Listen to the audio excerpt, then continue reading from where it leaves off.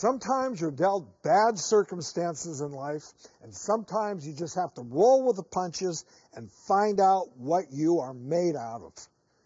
Check out Gabrielle Stone. 2017 literally kicked my ass. I found out that my husband was having an affair with a 19-year-old for 6 months. I filed for divorce and left. 2 weeks later, I met a man and we fell madly in love. I know. It was a whirlwind romance. Meet my family, have my babies, all the fairy tale. I know. He convinced me to join him on a romantic month-long vacation to Italy. I know.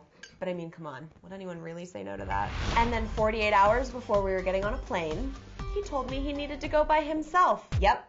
Really. I was heartbroken. So, what does a woman do when her heart has been ripped out and stepped on twice in 2 months? She goes on a wild adventure.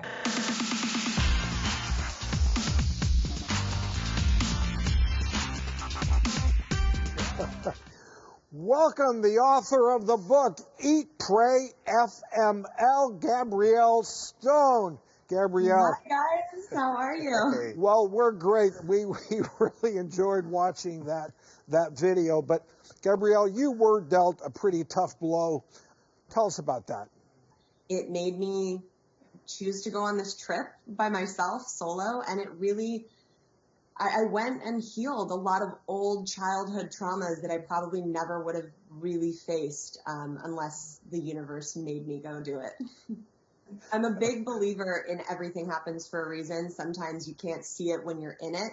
But even with this situation, I knew what was happening and why it was happening. Since I was a little girl, I found my father really tragically. He was dead on the floor.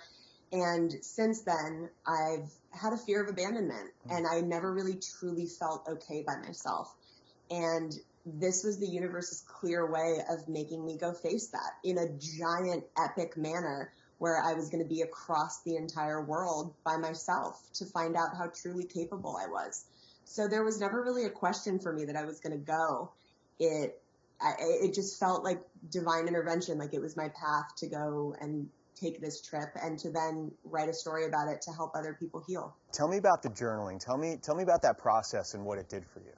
So I bought a leather-bound journal the day before I left, and the first day I started writing, and it's very much like the published book is. If you open the journal, it says chapter 1, and I wrote 3/4 of it on that month-long Europe trip, and I really do think that was my therapy. It's what got me through all of the emotions I was dealing with, and it really is what I attribute to getting through that time in my life.